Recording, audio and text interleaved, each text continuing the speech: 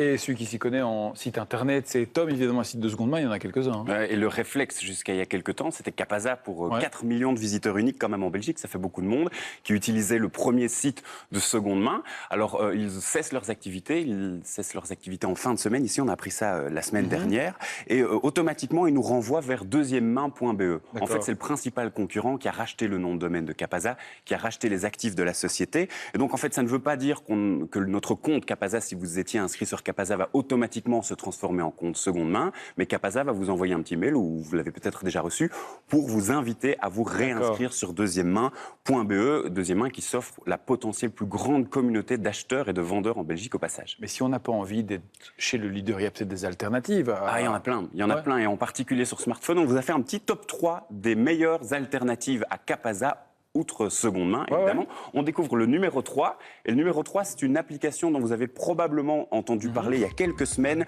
parce qu'ils nous ont un peu bombardé de publicité, c'est Letgo. Letgo, c'est un site internet qui est basé sur une application mobile, donc vous l'utilisez sur votre téléphone.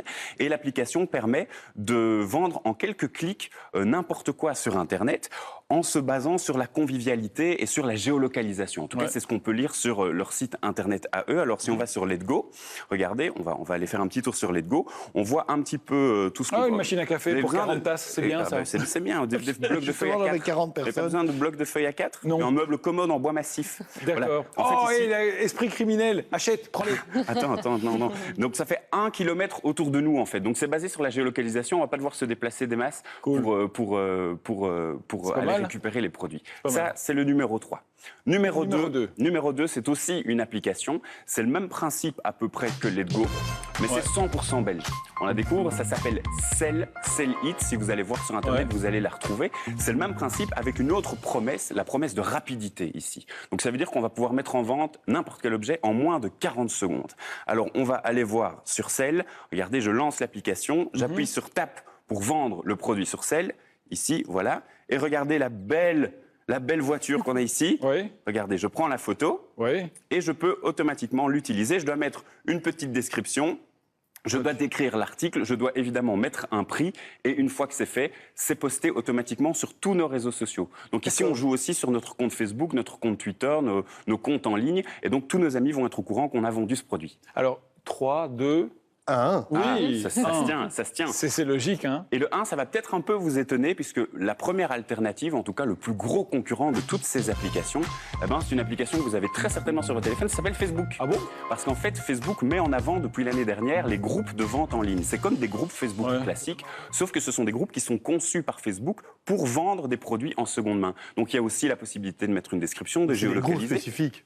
Ah, ce sont par exemple des groupes spécifiques. On a par exemple des groupes vente Uccle ou vente Namur. Il y a des groupes plutôt orientés géolocalisation, mais il y a aussi vente seconde main vêtements, vente seconde main BD par exemple, pourquoi pas, ou bijoux. Alors à ce moment-là, pourquoi on les a mis en top 1? Mais pour 3 raisons. La première, c'est que sur ce genre de groupe, on n'est pas anonyme, on utilise son compte Facebook, donc les vendeurs et les acheteurs mettent en quelque sorte leur réputation en jeu, et donc il y a un petit peu moins d'arnaque et de risque derrière. On peut très facilement indiquer, puisque Facebook a conçu ces groupes pour faire de la vente en ligne, on peut très facilement indiquer que le produit a été vendu, que l'objet a été vendu, ce qui n'est pas forcément le cas. On tombe parfois sur les applications et les sites de seconde main sur des choses qui ont déjà été vendues, ça ne nous intéresse plus. Et puis la troisième chose, c'est que les questions-réponses, les commentaires sont publics sur Facebook. Donc il y a peut-être un peu plus de transparence quand quelqu'un pose une question, on voit directement la réponse, tout le monde y a accès. Rapidement, on est taxé sur l'argent qu'on gagne? 3 cas de figure, ça dépend de votre régularité. Si vous vendez exceptionnellement, vous ne payez rien, vous n'avez pas de taxes à payer, c'est une vente exceptionnelle. Si vous vendez occasionnellement, vous restaurez par exemple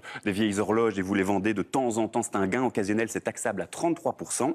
Si vous vendez régulièrement, vous faites commerce d'une certaine activité, vous en faites de la publicité, ça devient une activité entrepreneuriale, il faut la déclarer. Ok, voilà pour les alternatives. Si vous n'avez plus de compte Capasa, vous pouvez choisir dans le top 3. On la mettra sur Facebook. On la remettra sur le site ou internet. sur le site internet, oui, Facebook, c'est... Enfin bref.